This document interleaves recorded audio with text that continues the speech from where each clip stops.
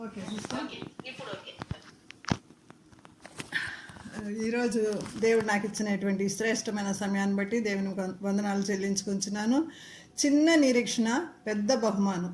ఈరోజు నా టాపిక్ చిన్న నిరీక్షణ. మనందరం కూడా శ్రమల ద్వారా వెళ్తున్నాం. ప్రతి కుటుంబంలో ఏదో ఒక చిన్న పెద్ద సమస్యలు ఉంటూనే ఉన్నాయి. ఈ శ్రమల ద్వారా వెళ్తున్నాము. ఈ 40 days కూడా మరి నాకైతే ఎంతో ఎంకరేజ్మెంట్గా ఉంది ఫాస్టింగ్ ప్రేయర్. మరి ఈ ఫాస్టింగ్ ప్రేయర్లో దేవుడు నాలో పెట్టినటువంటి ఈ చిన్న వాక్యాన్ని ముందు దేవుడు నాతో మాట్లాడిన తర్వాత నేను మీతో మాట్లాడతాను. చిన్న నిరీక్షణ పెద్ద బహుమానం. ఏమిటా నిరీక్షణ? ఆకోరు లోయను శ్రమగల, ఆకోరు అంటే శ్రమగల లోయ అనమాట. ఈ శ్రమగల లోయని నిరీక్షణ ద్వారముగా చేస్తానని దేవుడు సెలవిస్తున్నాడు. తెలుసు కదండి మనకి ఆకోరు లోయ ఎక్కడ ఉంటుంది, నిరీక్షణ ద్వారం ఎక్కడుంటుంది తెలుసు కదండి. తెలిసిన వారు ఎవరన్నా చెప్పండి. క్వశ్చన్స్ వేస్తారని సిస్టర్ ఎలాగో చెప్పేశారు. హోషేయ గ్రంథము తీయండి వాక్యం. చేసేదను బాల్యమున ఐగుప్తు దేశంలో నుండి అది వచ్చినప్పుడు నా మాట చాలండి. ఆ చిన్న మాటని మనం ఈరోజు ధ్యానం చేసుకుందాం. ఆకోరు శ్రమగల లోయను నిరీక్షణ ద్వారముగా చేసేదను. ఈ ఆకోరు లోయ నుంచి మనం ప్రయాణం చేస్తూ ఉన్నాం. శ్రమగల లోయలో నుంచి మనం వెళుతూ ఉన్నాము. దాన్ని నిరీక్షణ ద్వారంగా చేస్తాను అని ప్రభువు సెలవిస్తున్నారు. ఈ విధంగా ఇలాంటి శ్రమల ద్వారా వెళ్ళినటువంటి 4 సహోదరులని ఈరోజు నేను మీకు పరిచయం చేస్తాను. ఎప్పుడు నేను ఒక సహోదరి గురించి చెప్తూ ఉంటాను కదా, ఈరోజు 4 తీసుకున్నాను. కానీ నేను క్లుప్తంగానే హెడ్లైన్స్ మాత్రం ఇస్తూ కంప్లీట్ చేస్తాను. ఉన్నదంతా చెప్పేయాలని నా ఉద్దేశం కాదు, కానీ నాకు తెలిసింది మీరు కూడా తెలుసుకోవాలనే ఉద్దేశంతో కొంచెం ప్రలాంగ్ అవుతూ ఉంటుంది ఒక్కొక్కసారి. అప్పటికి నేను చాలా త్వరగానే ముగిస్తూ ఉంటాను. నాకు 1 గంట అయితేనే కానీ సమయం చాలదు. బట్ సమయాన్ని అనుకూలంగా నేను 1/2 అవర్లో ముగించేస్తానండి. ఇలాంటి శ్రమగల లోయలో నుంచి వెళ్ళినటువంటి 4 సహోదరుల్లో ఫస్ట్ సహోదరిని నేను మీకు పరిచయం చేస్తున్నాను. ఈ సహోదరిని పరిచయం చేసేటప్పుడు గొప్ప నేషన్ని, ఈ యొక్క అంటే గొప్ప జనాంగాన్ని ఈ సహోదరి దగ్గర నుంచి, ఈ సహోదరి గర్భంలోంచి తీసుకురావాలని దేవుని యొక్క ప్రణాళిక అయి ఉన్నదనమాట. ఇశ్రాయేల్ దేశము దేవుని దేశము, అంటే దేవుని ప్రజల యొక్క దేశం. ఆ యొక్క దేశం మీద దేవుని కన్నుదృష్టి ఉంటుంది. మరి ఇలాంటి గొప్ప బర్త్, అంటే ఈ నేషన్, ఒక పెద్ద జనాంగము రావాలంటే ఒక గర్భం కావాలి. అందుకే నేను చాలామంది రాయల్ ఫ్యామిలీస్లో ఏం చేస్తారంటే, రాయల్ ఫ్యామిలీస్లో మ్యారేజ్ చేసుకునేటప్పుడు గర్భాన్ని పరీక్ష చేస్తారు. అంటే శ్రేష్టమైన బిడ్డలు ఈ గర్భం ద్వారా వస్తాయా లేదా అని అనేసి గర్భాన్ని పరీక్ష చేస్తారన్నమాట. మరి వీళ్ళ తర్వాత జనరేషన్ టు జనరేషన్ మరి మంచి మంచి పిల్లలు రావాలి కదా, వాళ్ళ వారసులు రావాలి కదా, అంచేత అట్లా టెస్ట్ చేస్తారనమాట. అలాగా మరి ఒక రక్షకుడు ఈ గర్భం నుంచి రావాలంటే మరి ఎలాంటి సెలక్షన్ ఉండాలంటే మంచి గర్భం ఉండాలి కదా, మంచి యవనస్తులైనటువంటి గర్భం ఉండాలి కదా. కానీ దేవుడు సెలెక్ట్ చేసుకున్నది మృతతుల్యమైనటువంటి గర్భాన్ని సెలెక్ట్ చేసుకున్నాడండి కదా.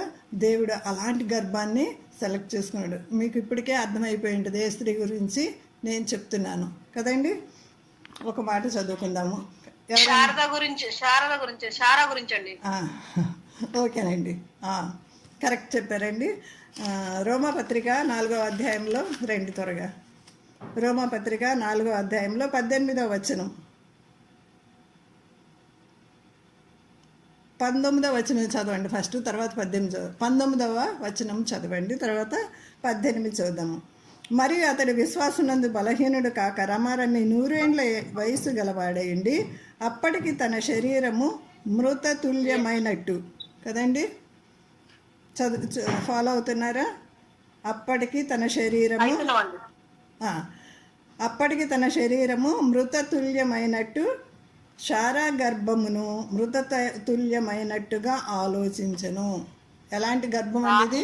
విశ్వాసము వలన దేవుని వాగ్దానమును మృతతుల్యమైన గర్భం. మృతతుల్యమైనటువంటి గర్భాన్ని ప్రభువు ఎన్నుకున్నాడండి. ఎన్నుకుని అంటున్నాడు, అసలు ఒక్క బిడ్డ ఉంటే చాలు అని వాళ్ళు కన్నీరు మున్నీరు ఏడుస్తుంటే, నిన్ను ఆకాశ నక్షత్రాలంతటువంటి జనాంగాన్ని నీకు ఇస్తానంటే అసలు నమ్మశక్యం అవుతుందండి. మనలాంటి వాళ్ళకి ఆమెకోవడానికి బలహీనమైన ఘటమే కదా. స్త్రీ అంటేనే బలహీనమైన ఘటమని వాక్యం సెలవిస్తుంది కదా. ఆమె కూడా మనలాంటిదే. కానీ ఎట్లా నమ్మాలండి? అదే నిరీక్షణ ద్వారం అన్నమాట. ఒక్క బిడ్డనిస్తే చాలు అని వాళ్ళు 100 సంవత్సరాల నుంచి ఎదురు చూస్తుంటే, ఈమెకి ఒక పెద్ద నేషన్గా చేస్తాను, గొప్ప జనం నీలోంచి వస్తారు, ఇసుకరేణుల వల్ల చేస్తాను, ఆకాశ నక్షత్రాల వల్ల చేస్తానంటే నమ్మబుద్ధి అవుతుంది ఎవరికైనా? ఈమె కూడా బలహీనమైనటువంటి ఘటమే అని అనడానికి ఒక నిదర్శనం ఏంటంటే, మరి ఇంకా పిల్లలు కలగట్లేదు కదా, హాగర్ని తీసుకుని ఆమె ద్వారా అన్న పిల్లలు ఇవ్వమని హాగర్ని ఇస్తుంది. మనకు తెలిసిన విషయమే కదా. ఆమె కూడా బలహీనమైన ఘటమే అయినప్పటికీ నిరీక్షణ మాత్రం ఉంచిందండి. చిన్న నిరీక్షణ ఉంచింది. చూడండి 18వ వచనం. ఇప్పుడు చూడండి 18వ వచనం చదవండి. 4:18 రోమా. నీ సంతానము ఇలాగూ ఉండునని చెప్పిన దాన్ని బట్టి తాను అనేక జనములకు తండ్రి అగునట్లు నిరీక్షణకు ఆధారం లేనప్పుడు అతడు నిరీక్షణ కలిగి నమ్మెను. నిరీక్షణకు ఆధారం లేనప్పుడు అతడు నిరీక్షణ కలిగి నమ్మెను. నిజంగా అండి, మనకు వచ్చిన సమస్యలను చూసి అసలు ఈ సమస్య తీరుతుందా అని అనిపిస్తుంది కొన్నిసార్లు. కానీ ప్రార్థన చేసుకున్నప్పుడు నా దేవుడు సామర్థ్యం గలవాడు, అసాధ్యాలకి దేవుడు అని కొంచెం నిరీక్షణ తెచ్చుకుంటాము. బైబిల్ చదువుతాము. ఇందాక ఒక సిస్టర్ పాట పాడారు కదా, కన్నీరు మున్నీరుగా పాడారు, సుగుణాల సంపన్నుడా అని. నిజంగా కదా, ఆ పాట పాడినప్పుడు నా హృదయం కూడా టచ్ అయిందండి. తర్వాత సర్వోన్నతుడా నీవే నాకు ఆశ్రయ దుర్గము, ఆ సిస్టర్ కూడా ఎంత చక్కని పాట పాడారు కదా. బుల్లెమ్మ గారు ఆ పాట పాడిందండి, బుల్లెమ్మ గారు. నిందల పాలై నిత్య నివాస. ఎంతో నిందలు, అసలు మనం చేయని తప్పులకి నిందలు కొన్నిసార్లు అనుభవించినప్పుడు అది చెప్పడానికి చాలా ఈజీగానే ఉంటుంది కానండి, అనుభవించిన వాళ్ళకి మాత్రమే ఆ యొక్క బాధ తెలుస్తుందండి. మనం ఏమి చేయలేదు, ఒక తప్పు కూడా ఎరగము, మన మీద అన్ని నిందలు వచ్చి పడుతుంటే ఎలా సహించగలుగుతుందండి హృదయం? ఇంకా కన్నీరు మున్నీరుగా ఏడ్చేటువంటి సమయంలో ఇలాంటి గొప్ప వాక్యాలు మనకి ఎంత ఆదరణ ఇస్తాయి. అందుకనే పొద్దున ఒక వాక్యంలో మనం చదువుకున్నాం కదా, నీ గొప్ప ఆదరణ నాకు ఎంత నిరీక్షణ ఇస్తుందని. 94వ కీర్తనలో ఒక మాట ఉంటుంది, చదవండి. 94వ కీర్తన నాకు జ్ఞాపకం వస్తుంది. 94వ కీర్తన పొద్దున ఎస్ చదవండి. వెరీ గుడ్ సిస్టర్, గుర్తుపెట్టుకున్నారు. అలా గుర్తుపెట్టుకోవాలండి.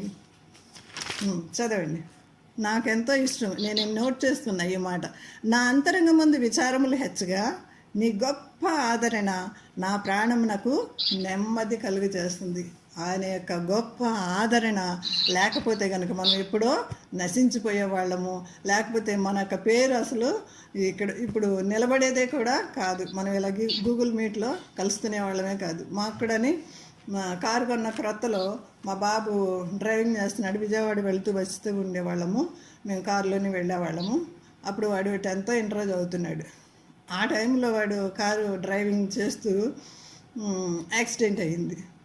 యాక్సిడెంట్ అయినప్పుడు నేనైతే నా కొడుకు గురించి ఎప్పుడు గ్రేట్గా అని చెప్తాను. నా కొడుకు కాబట్టి ఆ టైంలో దేవుడు సంయోచితమైన జ్ఞానం ఇచ్చి అట్లా ఆ యొక్క యాక్సిడెంట్ని తప్పించాడు. లేకపోతే మేము నలుగురు ఆన్ ద స్పాట్ అయిపోవాల్సిందనమాట. క్రొత్త కారు, నలుగురు బ్రదరు, నేను, పిల్లలిద్దరు. అప్పుడే మర్చిపోవాల్సింది దేవుడు మమ్మల్ని. కానీ దేవుడు ఇప్పటివరకు మమ్మల్ని సజీవుల సంఖ్యలో ఉంచి ఒక చక్కని కుటుంబాన్ని మాకు ఇచ్చినందుకు దేవుని నామానికి వందనాలు చెల్లించుకుంటున్నాను. నా అంతరంగమందు విచారములు హెచ్చగా నీ గొప్ప ఆదరణ నా ప్రాణమునకు నెమ్మది కలుగు చేస్తుంది. ఇంకొక మాటని మనం చూద్దామండి, నాకు ఎంతో ఇష్టమైన మాట. 1 పేతురు పత్రిక 4వ అధ్యాయం 12వ వచనం. 1 పేతురు 4:12. ప్రియులారా, మిమ్మును శోధించుటకు మీకు కలుగుచున్న అగ్ని వంటి మహాశ్రమను గూర్చి. వింటున్నారా? మానకంట కలుగుచున్నటువంటి మిమ్మును శోధించుటకు మీకు కలుగుచున్న అగ్ని వంటి మహాశ్రమను గూర్చి మీకేదో వింత సంభవించినట్లు ఆశ్చర్యపడకుడి. మనకే కాదండి, అందరికీ ఉన్నాయి. దీని ద్వారా మనం కూడా ధైర్యం తెచ్చుకుందాం. మిమ్మును శోధించుట ప్రియులారా, మిమ్మును శోధించుటకు మీకు కలుగుచున్న అగ్ని వంటి మహాశ్రమను గూర్చి మీకేదో ఒక వింత సంభవించినట్లు ఆశ్చర్యపడకుడి. క్రీస్తు మహిమ బయలుపరచబడినప్పుడు మీరు మహా ఆనందముతో సంతోషించు నిమిత్తము క్రీస్తు శ్రమలలో మీరు పాలువారే ఉన్నంతగా సంతోషించుడి. ఎంత గొప్ప ఆదరణకరమైన వాక్యాలండి ఇవి. చదువుతున్నప్పుడు మనకి ఎంతో ఆనందము, ఎంతో ధైర్యం వస్తుందండి, ధైర్యం వస్తుంది. మళ్ళా ఇంకొక మాట మనం చదువుకుందాం. హెబ్రీ పత్రిక 10వ అధ్యాయము 35వ వచనం. హెబ్రీ 10:35.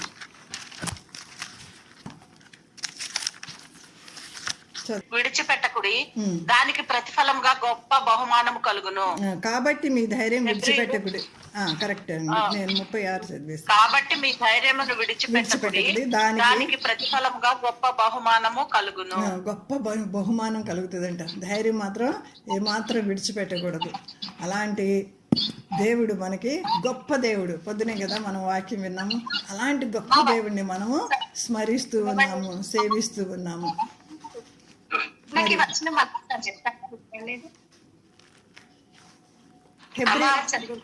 మ్యూట్ లో పెట్టుకున్నామా అమ్మగారు, అమ్మగారు 12 పెట్టుకున్నాము. 10:35 10:35 అండి. మళ్ళీ ఇంకొక వచనం కూడా చదువుకున్నాము. ఇదే అధ్యాయము 10వ అధ్యాయము హెబ్రీ పత్రిక 10:32 కూడా చదవండి సిస్టర్. అయితే మీరు వెలిగింపబడిన మీదట శ్రమలతో కూడిన గొప్ప పోరాటము సహించిన పూర్వదినములు జ్ఞాపకము తెచ్చుకొనిడి. శ్రమ వచ్చినప్పుడు ఆ శ్రమ మర్చిపోవడానికి మన ఫ్రెండ్స్ అందరూ మర్చిపోండి, అది మళ్ళీ మళ్ళీ జ్ఞాపకం తెచ్చుకోవద్దండి, ఎందుకు మీ మనసు పాడు చేసుకుంటారు, అది పీడకలుగా మర్చిపోండి అని చాలా ఈజీగా మన ఫ్రెండ్స్ మనకి చెప్తా ఉంటారు. మంచిదే, ధైర్యపరచడానికి చెప్తా ఉంటారు. కానీ అది అంత తొందరగా మర్చిపోగలమండి? శ్రమ వచ్చినప్పుడు మనం అంత తొందరగా మర్చిపోగలమా? దేవుని వాక్యం ఏం చెప్తుందంటే, మళ్ళా చదవండి సిస్టర్ ఇదే వాక్యం. అయితే మీరు వెలిగింపబడిన మీదట శ్రమలతో కూడిన గొప్ప పోరాటము సహించిన పూర్వదినములు జ్ఞాపకము తెచ్చుకొనుడి. శ్రమలతో కూడిన గొప్ప పోరాటాలు ఉన్నాయి కదండి, ఆ పోరాటాలు సహించిన పూర్వపు దినములు జ్ఞాపకము తెచ్చుకోండి. శ్రమను ఎప్పుడు మర్చిపోవద్దండి. దేవుని వాక్యం ఏం చెప్తుందంటే, ఈ శ్రమని మర్చిపోవద్దు, జ్ఞాపకం పెట్టుకోండి. కొన్ని శ్రమల ద్వారా దేవుడు మనకి కొంత మేలుని దాచిపెట్టి ఉంచుతాడు కదండి. యేసేపు జీవితంలో అదే జరిగింది కదా, ఒక కీడు ఒక మేలు కొరకే అని. కాబట్టి శ్రమ వచ్చింది అంటే ఒక క్రైస్తవునికి, ఒక విశ్వాసకి శ్రమ వచ్చిందంటే అది మనల్ని మెరుగుపరచడానికే కానీ మనల్ని తొక్కేయడానికి కాదండి. అట్టి నిరీక్షణ ద్వారం ఈరోజు దేవుడు మన అందరి ఎదుట ఓపెన్ చేసి ఉంచాడు. నమ్మిన వాళ్ళు అందరూ హల్లెలూయా చెప్దామా? హల్లెలూయా, హల్లెలూయా. అలాంటి నిరీక్షణ లేనటువంటి, అలాంటి మృత తుల్యమైనటువంటి ఆ యొక్క గర్భాన్ని దేవుడు ఎంపిక చేసుకున్నాడండి. మళ్ళీ రెండవ స్త్రీ దగ్గరికి వెళదాము. ఆ స్త్రీ గురించి ఎక్కువ చెప్తూ ఉంటే ఇంకా ఒక్క మాట నేను మాత్రం జ్ఞాపకం చేస్తానండి. ఆ స్త్రీ గురించి ఈ మాట చెప్పకుండా నేను ఉండలేను. ఆ స్త్రీ గురించి మనం ఫస్ట్ చెప్పాలంటే, మరియా గురించి ఒక మాట చెప్పండి అంటే దీనురాలు అని చెప్పేస్తాం. దావీదు గురించి ఒక మాట చెప్పండి అని అంటే ఫస్ట్ టోటల్గా ఒక మాట చెప్పండి అంటే దేవుని హృదయానుసారుడు అని చెప్పేస్తాం. మరి శారా గురించి ఒక మాట చెప్పండి అంటే ఏం చెప్తారండి మీరు? మీరే చెప్పాలండి, నాకైతే తెలియదు. అది తల్లి, జనములకు తల్లి. ఇంకా చెప్పాలంటే చక్కగా లోబడినది, యజమానుడా అని పిలుస్తుంది కదండి. భర్తనేమని పిలుస్తుంది? యజమానుడా అని పిలుస్తుంది. అది టక్కని మనకి గుర్తుకు రావాలి. మొదటి పేతురు పత్రిక 3వ అధ్యాయము ఒక మాట చూసుకుందామండి. శారా గురించి ఒక మాట చూసుకుందాం. 5-6 చదవండి. మొదటి పేతురు పత్రిక 3వ అధ్యాయం. ఫస్ట్ నుంచి చదివితే గొప్ప మాటలు ఉన్నాయి. ఇవన్నీ నేను బై హార్ట్ చేస్తానండి. అటువలే పూర్వము దేవుని ఆశ్రయించిన పరిశుద్ధ స్త్రీలను తమ స్వపురుషులకు లోబడి ఉండుట చేత తమ్మును తాము అలంకరించుకొనిరి. ఆ ప్రకారము శారా అబ్రహామును యజమానుడని పిలుచుచు అతనికి లోబడి ఉండెను. ఇక్కడ మనం 2 వచనాల్లో 2 మాటలు చూస్తున్నామండి. లోబడి ఉండటమే అలంకారం అంటండి. భర్తకు లోబడి ఉండటమే అలంకారం. భర్తను ఎదిరించడం కానీ, ఆయన మాటకి ఎదురు చెప్పడం కానీ, ఇష్టం వచ్చినట్లు విసుక్కోవటం కానీ అవి క్రైస్తవ స్త్రీ లక్షణం కానే కాదండి. ఎంత లోబడి ఉంటావో, ఎంత శ్రమ అయినా సరే, ఎంత కష్టమైనా సరే, ఎంత నిష్ఠూరమైనా సరే, ఎంత ఉపద్రవం వచ్చినప్పటికి కూడా ఎంత లోబడి ఎంత హత్తుకుని ఉంటావో అంత ప్రేమిస్తాడండి భర్త కూడాని మనల్ని. నేను అది నేర్చుకున్నాను.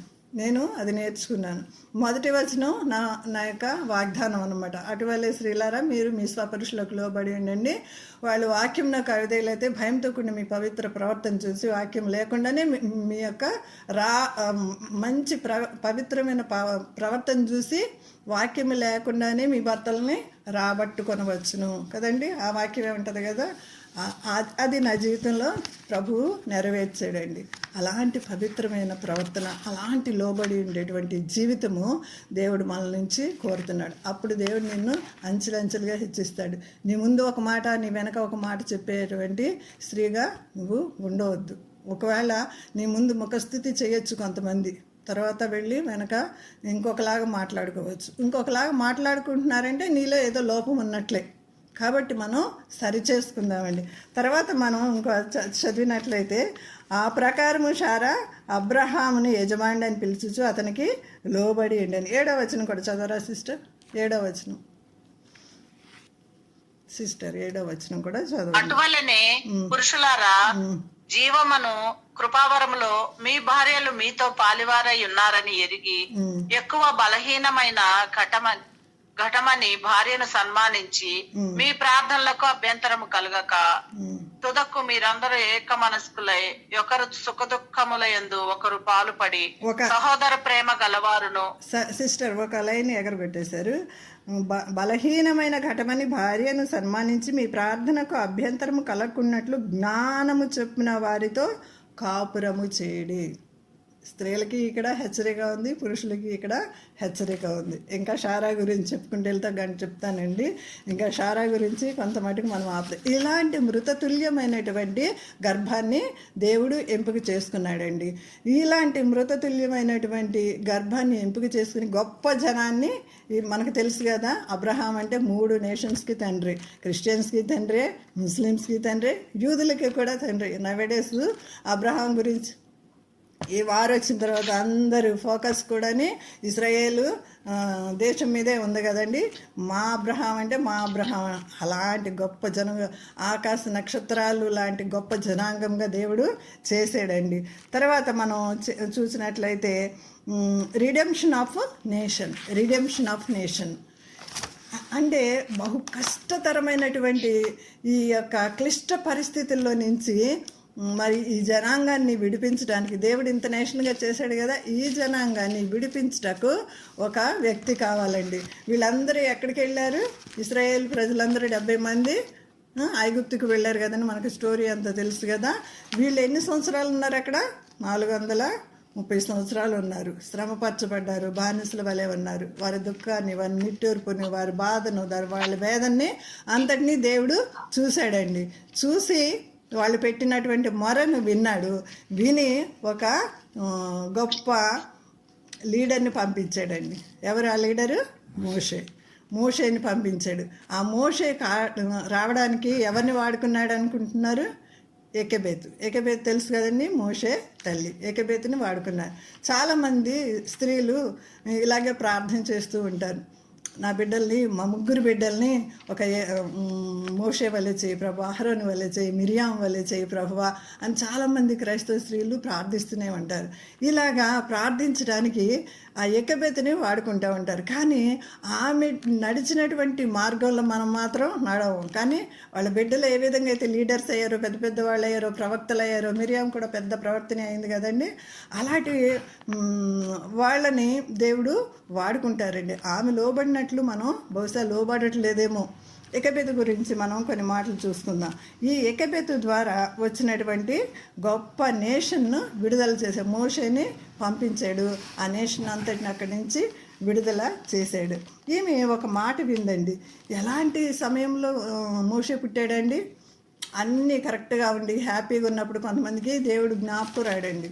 నన్ను చాలామంది సిస్టర్స్ అలా అడిగేవాళ్ళు, సిస్టర్ మీరు ఎందుకు ఇంత రెగ్యులర్గా ప్రేయర్ చేస్తారు, రెగ్యులర్గా చర్చ్కి వస్తారు, ఒక్కరోజు కూడా నా ఆబ్సెంట్ గారు, సండే వచ్చిందంటే ఏ చర్చెస్కి అయినా ఏ యొక్క ప్రేయర్ మీటింగ్స్కి అయినా ఒక్కరోజు కూడా వేస్ట్ చేయరు మీరు ఇంత సంపన్న స్థితిలో ఉండి కూడా మీరు ఎందుకు ఇంత బాగా ప్రార్థన చేస్తారు, మేమైతే చేసేవాళ్ళం కాదని కొంతమంది అడిగిన వాళ్ళు ఉన్నారండి.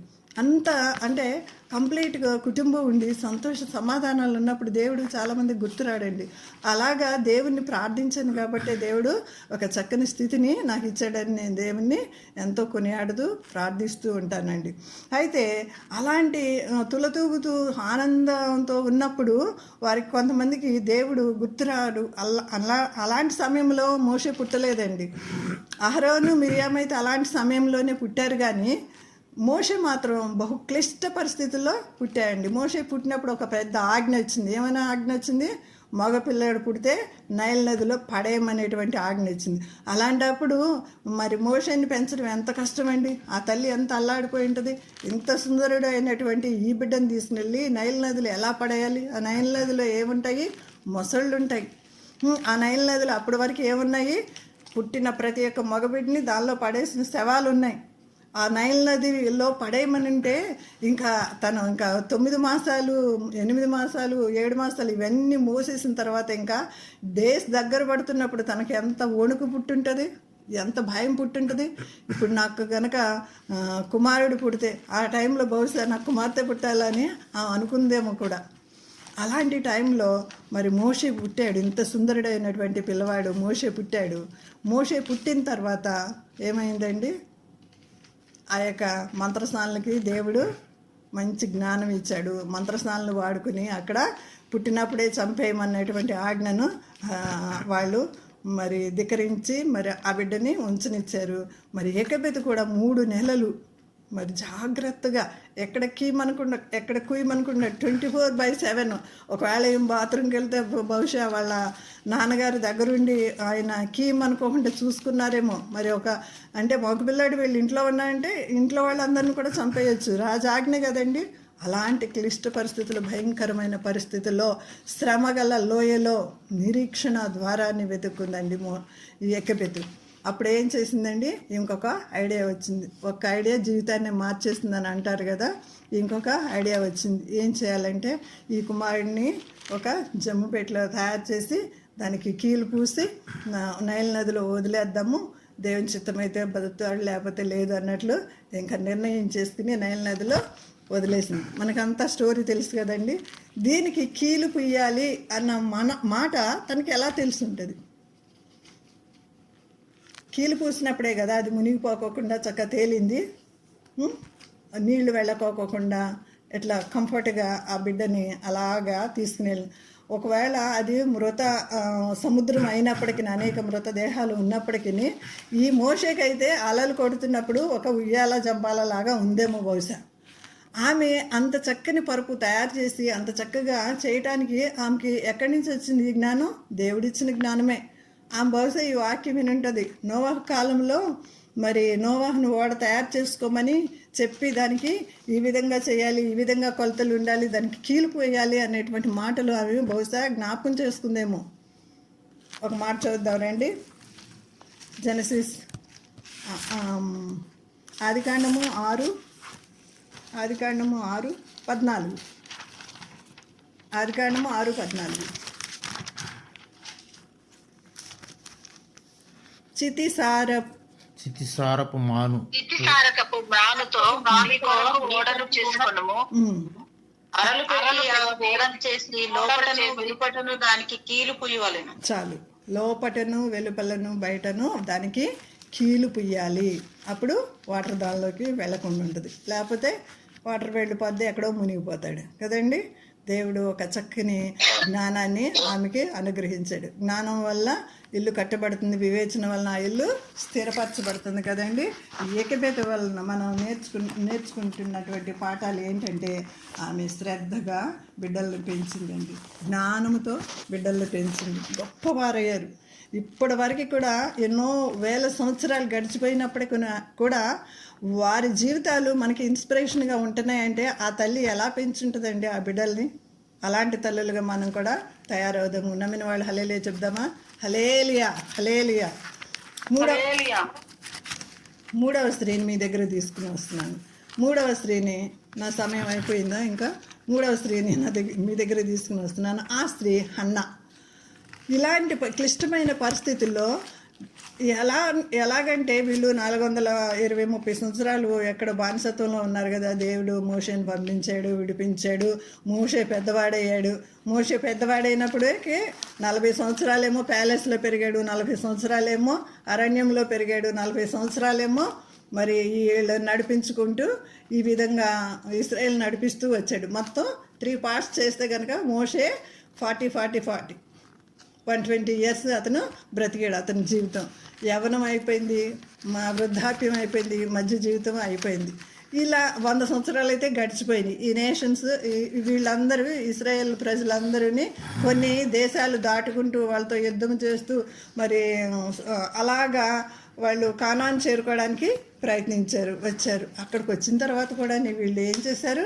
బొమ్మను తయారు చేసిన అహరోను ఏం చేశాడండి? మోషే ఏమైపోయాడో 40 డేస్ ఆజ్ఞలు దాడానికి పైకి వెళ్ళినప్పుడు ఈ మోషే ఏమైపోయాడో మాకు తెలియదు. మాకు నడిపించడానికి ఒక దోణిని తయారు చేయమంటే దోణిని కూడా తయారు చేశారు. ఆ విషయాలన్నీ మీకు తెలిసినవే. ఆ తర్వాత ఏం జరుగుతుందంటే మోషే కూడా చనిపోతాడు. మోషే చనిపోయిన తర్వాత యెహోషువ వస్తాడు. యెహోషువ వచ్చినప్పుడు వీళ్ళు ఇష్టానుసారంగా జీవించారండి ఇశ్రాయేల్ ప్రజలు. ఏ విధంగా దేవుడు రెక్కల మీద ఎక్కించుకుని ప్రతి కష్టంలోనూ వాళ్ళు వేసుకున్నటువంటి బట్టలు పాతగిల్లలేదు, తినడానికి తిండి ఇచ్చారు, ఉండటానికి ఇవి కూడా ఇచ్చారు.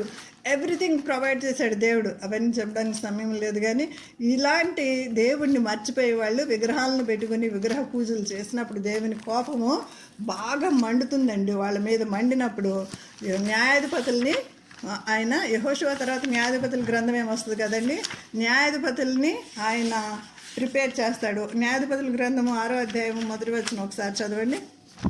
న్యాయాధిపతులు 6:1. యెహోవా దృష్టికి దోషులైనందున యెహోవా 7 ఏళ్ళు వారిని మిద్యానీయులకు అప్పగించాను. చాలు మనకి ఎన్నోటువంటి బ్లెస్సింగ్స్ ఉన్నాయండి. చిన్న కష్టం రాగానే తొలగిపోతూ ఉంటాం. కొంతమంది సంగతి కష్టం రాగానే తొలగిపోయేవారుగా ఉండకూడదండి. ఎందుకంటే మనకి నిరీక్షణ ద్వారం ఉందండి. అయితే ఈ ఇశ్రాయేలులు దేవుని దృష్టికి ద్రోహులైపోయి దేవుని విడిచిపెట్టేసి విగ్రహ పూజ చేస్తూ ఇష్టానుసారంగా జీవించినప్పుడు ఫోన్ వచ్చిందండి, డిక్లైన్ చేశాను. అయితే దేవుని దృష్టికి మరి పాపం చేసినప్పుడు ఇష్టానుసారమైన జీవితం జీవించినప్పుడు శత్రువుల చేతికి అప్పగించేశాడు. ఆ సమయంలో సమూయేలుని దేవుడు పిలుస్తాడండి. సమూయేలుని వాడుకుంటాడు. సమూయేలు రావడానికి ఎవరు కావాలండి? హన్నా కావాలి కదా. హన్నాకేమో పరీక్షలు. ఏం పరీక్షలు అండి? హన్నాకి పెనిన్నా ఒకటి ఉంటుంది కదా. ఆ పెనిన్నాతో వైరితోటి ఎప్పుడు ప్రతి దినము సమస్యలే. ఒకసారి వద్దామా హన్నా దగ్గరికి వద్దామా? మనం త్వరగా చెప్పేస్తున్నాం, సమయం అయిపోయింది. ఎక్కువ వివరించి చెప్పినట్లయితే ఇంకా నా సమయము మించిపోతుంది కాబట్టి క్లుప్తంగా చెప్తున్నాను. ఫస్ట్ స్త్రీని మనం చూసుకున్నాము. గొప్ప నేషన్ రావడానికి గొప్ప మృతతుల్యమైనటువంటి ఎన్నిక లేనటువంటి ఒక గర్భాన్ని దేవుడు ఎంచుకున్నాడు. రెండవ స్త్రీని మనం చూసాము. పోరాటాల మధ్య మరి ఆ యొక్క జనాంగాన్ని విడిపించడానికి ఒక మోషేని ఎన్నుకోవడానికి ఒక గొప్ప స్త్రీని ఎంపిక చేసుకున్నాడు దేవుడు. మూడవ స్త్రీని చూస్తున్నాము. రివైవల్ రావడం కోసం శ్రమలో నుంచి వాడిని విడిపించడం కోసము మరి అదే సమూయేలుని రావటం కోసము ఒక హన్నాని దేవుడు ఏర్పాటు చేసుకున్నాడండి. మూడవ స్త్రీ దగ్గరికి మనం వచ్చాము. సమూయేలుని రావటం కోసము హన్నాని ఏర్పాటు చేసుకున్నాడు. హన్నా గురించి మొదటి సమూయేలు గ్రంథము 1వ అధ్యాయము 6వ వచనం ఒక్కసారి మనం చదువుతామండి. 6వ వచనము. యెహోవా ఆమెకు సంతతి లేకుండా చేసి ఉన్న హేతువును బట్టి ఆమె వైరియగు పెనిన్నను ఆమెను విసిగించుటకై ఆమెకు కోపము పుట్టించుచూ వచ్చాను. ఆమె వైరియగు పెనిన్నా. దేవుడు ఈ యొక్క మాటను ఇక్కడ పెట్టాడంటే అసలు ఎంత విసిగిచ్చుంటుందో కదండి. వైరులు అంటేనే వాళ్ళిద్దరికీ చాలా విభేదాలు వస్తాయి. ఇంకా ఎంత ఈ హన్నాని ఎంత ఓర్చుకుంటే ఏంటి పిల్లినంట లోపల పెట్టి బంధిస్తే పులి అయిపోద్దంట. అంటే అంత పిల్లిలాగా ఉన్న ఒక వ్యక్తులు కూడా అంత విసుగు పుడితే పులి అయిపోతారట. అట్లాగే ఈమె ఎంత ఓర్చుకుని ఉందో దేవుడు, పరిశుద్ధాత్మ దేవుడు ఆమెకు కోపం వచ్చిందని కూడా రాశాడండి. విసిగించింది, తర్వాత ఆమెకి కోపం వచ్చిన తర్వాత ఇంకా తర్వాత వచనాలు మనం చదువుకుంటా ఉంటే వాళ్ళ భర్త మాత్రం చాలా మంచివాడు, ఎల్కానా చాలా మంచివాడు. 10 మంది కుమారుల కంటే నేను శ్రేష్టమైన వాడిని కాదా, విశేషమైన వాడిని కాదా, ఎంత ఓదార్పు మాటలు చక్కగా దగ్గరకు బుజ్జగించుకుంటూ చెప్పుకుంటూ వచ్చాడు. అయినా సరే ఆమె యొక్క బాధను ఎవరు తీస్తారు? బహుశా ఈ పరిసైడ్ చేసినట్లు ఈమె ప్రార్థన చేస్తూ ఉండుంటుంది. వీళ్ళంట షీలోకి వెళ్ళారంట, ప్రతి సంవత్సరం అక్కడికి వెళ్తారంట ఆరాధన చేసేటప్పుడు. ఈమె చాలా విసిగించిందంట, ఎల్కానా ఈ పెనిన్నా చాలా విసిగించిందంట. పరిసయ్యుడు సుంకరు ప్రార్థన తెలుసు కదా, ఈ సుంకరులాగా నేను ఉండనందుకు నీకు వందనాలు, నేను ఇలా చేయలేదు అలా చేయలేదు, నేను నీకు దశంభాగం ఇస్తున్నాను, నేను ఉపవాసం ఉంటాను, ఇవన్నీ చేస్తాడు కదండి. మనకు తెలుసు కదా సుంకరు పరిసయ్య ప్రార్థన. పరిసయ్య ప్రార్థనలాగా చేస్తుంటుంది. ఈమెను ఇలాగా చేసావు, నీకు వందనాలు, నాకైతే ఇంత మంచి గర్భఫలాన్ని ఇచ్చావు, నీకు వందనాలు, ఎలాంటి విసుగుడు గలటువంటి ప్రార్థన చేసి ఉంటుంది అనమాట. చాలా విసిగిపోయింది ఈమెతోటి. అయితే ఆమె గొప్ప ప్రార్థన చేసిందండి, మనందరికీ తెలుసు కదా. 10వ వచనం చదవండి. 10వ వచనం. దుఃఖాక్రాంతురాలై వచ్చి యెహోవా సన్నిధిని ప్రార్థన చేయుచు బహుగా ఏడ్చుచు, సైన్యములకు అధిపతికి యెహోవా, నీ సేవకురాలైన నాకు కలిగి ఉన్న శ్రమను చూచి నీ సేవకురాలైన నన్ను మరొక జ్ఞాపకం చేసుకొని నీ సేవకురాలైన నాకు మగపిల్లను దయచేసిన ఎడలా వాని తల మీదకి క్షారపు కత్తి ఒక్కటిని రానియక వాడు బ్రతుకు దినములన్నిటను నేను వారిని యెహోవాకు నీకు అప్పగింతునని మొక్కుబడి చేసుకునేను. ఆమె యెహోవా సన్నిధిని ప్రార్థన చేయుచుండగా ఏలి ఆమె నోరు కనిపెట్టుచుండెను. చాలమ్మా. ప్రార్థన చేస్తుంటే ఏలి కనిపెడతా ఉంటాడండి. దేవుడు కూడా మన ప్రార్థన అంతా వింటారు, మన నిట్టూర్పు అంతా వింటాడు, మన మొరంతా వింటాడు, మన అంగలార్పు అంతా వింటాడు. ఏలి నోరు కనిపెడతా ఉన్నాడంట. తర్వాత ఏలి ఒక బ్లెస్సింగ్ ఇచ్చి పంపిస్తాడండి. ఆమె ఏ విధంగా అయితే కుమ్మరించిందో 14, 15 వచనాలు, 16 వచనాలు మన అందరికీ తెలిసి దాంతో ఎక్స్ప్లెయిన్ చేయను. కానీ అలాగా హృదయం కుమ్మరించి మూలుగళ్ళతో కూడినటువంటి ప్రార్థన చేసినప్పుడు ఏలి ఆలకించి 17వ వచనం చూడమ్మా. 17వ వచనం చదువు ఒకసారి. నీవు క్షేమముగా అంతటి ఏలి నీవు క్షేమముగా వెళ్ళుము, ఇశ్రాయేలు దేవునితో నీవు చేసుకుని మనవిని ఆయన దయచేయును గాక అని ఆమెతో చెప్పగా ఆమె అతనితో నీ సేవ. చాలు మనందరం చదువుదామండి. ఈ మాట మనందరం చదవాలండి. ఒక్కొక్క స్త్రీ చదవండి, ఈ మాటనే చదవండి. నీవు క్షేమముగా వెళ్ళము, ఇశ్రాయేలు దేవునితో నీవు చేసుకున్న మనవి ఆయన దయచేయనుగాక ఆమేనని ప్రతి ఒక్కరూ నమ్మాలండి ఈ వాగ్దానాన్ని పట్టుకుని. మాతా సిస్టర్ మీరు చదవండి.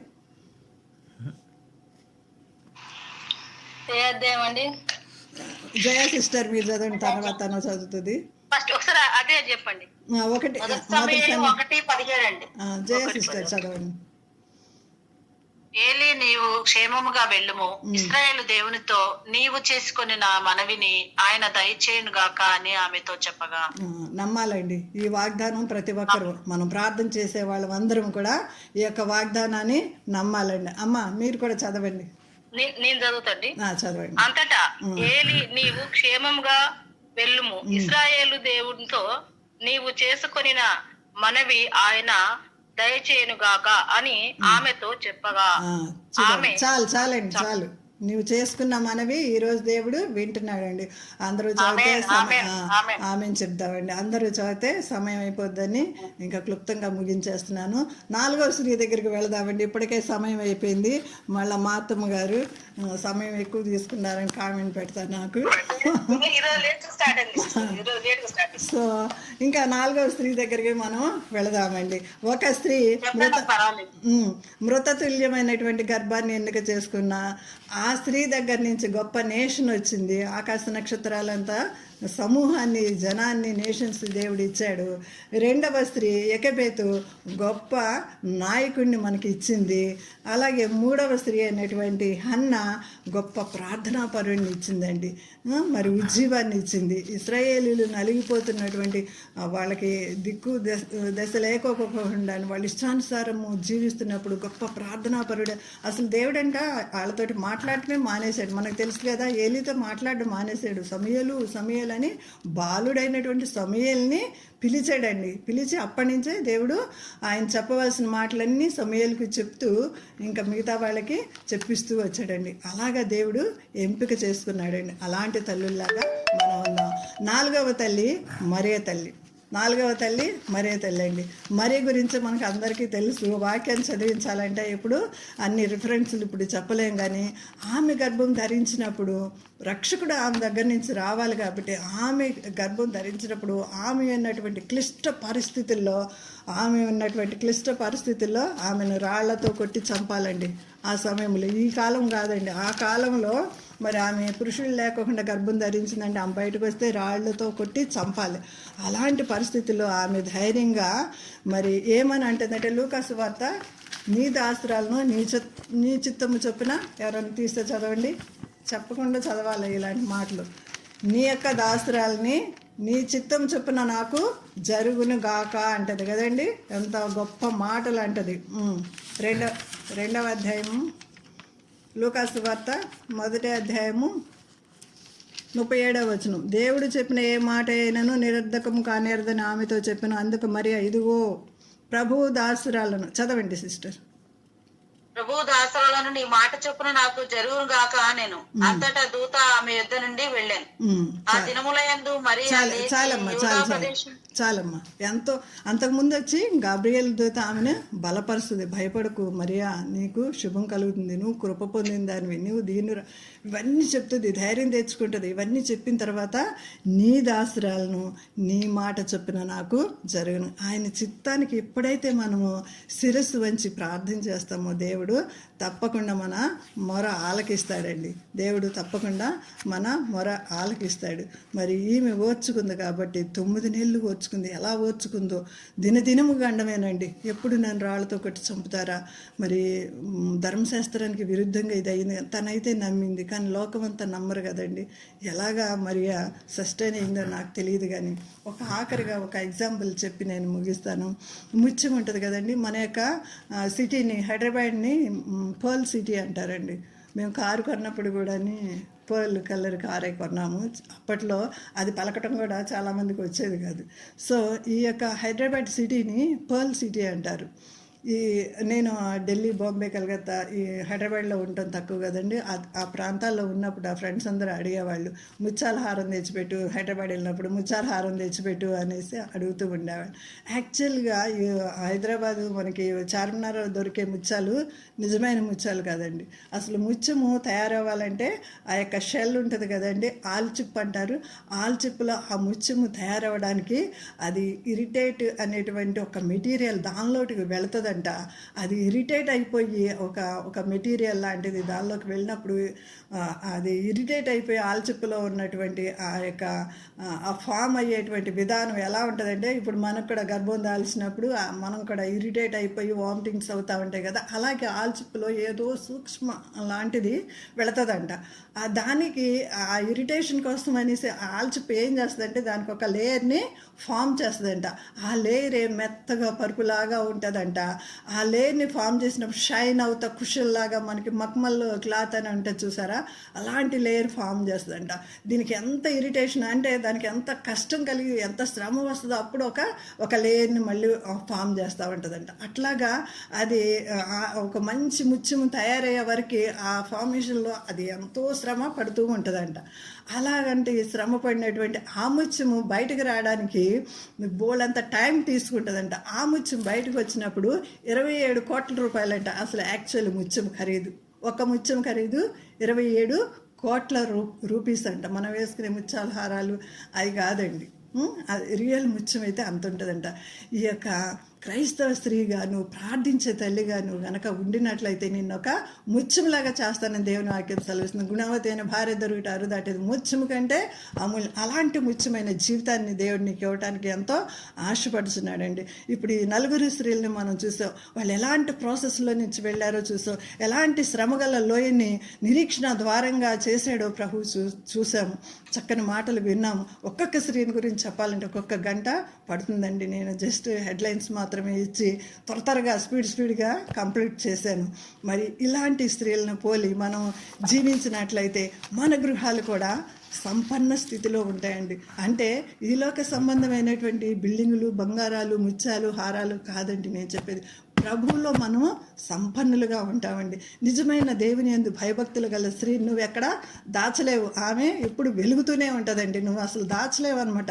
నిజంగా ఆ కన్నీరు కార్చి ప్రార్థన చేసేటువంటి ఒక విశ్వాసి అని అందుకనే వినుట వల్ల విశ్వాసము కలుగుతుంది. రోమాపత్రికలో ఉంటుందన్నమాట. అన్ని వివరించడానికి నాకు సమయం లేదు, కానీ వినుట వల్ల విశ్వాసం కలుగుతుంది. కాబట్టి దేవుని వాక్యము వినాలండి. దేవుని వాక్యం వినటమే కాదు, ఈ చెవిత వినేసి ఈ చెవిత విడిచిపెట్టేస్తే ఏ ప్రయోజనం ఉండదు. దేవుని వాక్యం చదువుతున్నామంటే అది నీ జీవితంలో మృతము. విశ్వాసము కలిగి జీవించాలండి. మరి ఇలాంటి శ్రమ లాంటి మన పరీక్షలు, అగ్ని లాంటి పరీక్షలు. ఇంకొక మాట లాస్ట్గా ఇంకొక మాట చదివించేసి ముగించేస్తాను. మొదటి పేతురు పత్రిక మొదటి అధ్యాయము 7వ వచనం చదవండి. నశించిపోవచ్చున్న సువర్ణము చదవండి. అందరూ బైబిల్స్ మూసేసారు అనుకుంటా. నశించిపోవచ్చున్న సువర్ణము అగ్ని పరీక్ష వలన శుద్ధపరచబడుచున్నది కదా, దానికంటే అమూల్యమైన మీ విశ్వాసము ఈ శోధనల చేత పరీక్షకు నిలిచినదై యేసుక్రీస్తు ప్రత్యక్షమైనప్పుడు మీకు మెప్పును మహిమయును ఘనతను కలుగుటకు కారణమగు. ఎలాంటి చక్కగా ఆదరణకరమైన వాక్యాలండి. నశించిపోతున్నటువంటి సువర్ణము అగ్ని పరీక్ష వలన శుద్ధమవుతుంది కదా. శోధింపబడిన మీదట నేను సువర్ణమై. నా హస్బెండ్ ఎంత బాగా పాడతారు ఈ పాట. ఆయన మెచ్చుకోవడం కాదు, కానీ నిజంగా కొన్ని పాటలు పాడుతుంటే హార్ట్ టచింగ్గా ఉంటుందండి నాకు. నిజంగా I love that song. And ఆయన పాడుతుంటే నాకు చాలా వినాలనిపిస్తుంది అనమాట. ఇంకో పాట అంటే ఈ సమయంలో చెప్పకూడదులేండి, ఎందుకంటే హస్బెండ్ ఏంటో పొగిడేసుకుంటుంది అనుకుంటారు. కానీ నశించిపోవచ్చున్న సువర్ణము అగ్ని పరీక్ష వలన శుద్ధపరచబడుచున్నది కదా, దానికంటే అమూల్యమైన మీ విశ్వాసము ఈ శోధనల చేత పరీక్షకు నిలిచినదై యేసుక్రీస్తు ప్రత్యక్షమైనప్పుడు మీకు మెప్పును ఘనతయు కలుగుటకు కారణమవుతుందండి. ఇప్పుడు వచ్చిన శ్రమలు, మనకు వచ్చుచున్న శ్రమలు ఎన్నదగినవి కానే కాదండి. ఇలాంటి స్త్రీలతో మనం పోల్చుకుంటే మన శ్రమలు ఎన్నదగినవే కాదండి. అందుకే శూన్యములోంచి సమస్తము చేయగలటువంటి దేవుని యొద్దకు మనం వద్దామండి. ఒక పాట ఉంటుంది, నజరేయుడా నా యేసయ్య. ఆ దానిలో శూన్యములో వేలాడదీసింది భూమిని నీవే కదా. శూన్యములో ఈ భూమిని వేలాడదీసిన నా యేసయ్య నీకే వందనం, నీకే వందనం. చాలండి. హల్లెలూయా, హల్లెలూయా. ఎంత చక్కగా, ఎంత ఇంట్రెస్ట్గా ఈరోజు నాకు కూడా చెప్పే వాళ్ళకి కూడా సాటిస్ఫాక్షన్గా విన్నారండి. అందరూ చక్కగా శ్రద్ధతో దేవుని వాక్యం విన్నారండి. అట్టి స్త్రీలాగా మన జీవితాన్ని కూడా మలుచుకుందాం. దేవుడి ఇచ్చిన వాక్యాన్ని దీవించును గాక. ఆమేనండి. థ్యాంక్ యూ అండి. మరి చక్కటి వర్తమానం తీసుకొచ్చిన మరి మనం సిస్టర్ గారికి వందనాలు. మరి నిజంగా మరి మృతతుల్యమైన గర్భాన్ని మరి దేవుడు తెరిచి మరి చక్కటి బహుమానాన్ని ఇచ్చిన ఇసాకు, అబ్రహాముకు మరి నిజంగా మరి శారా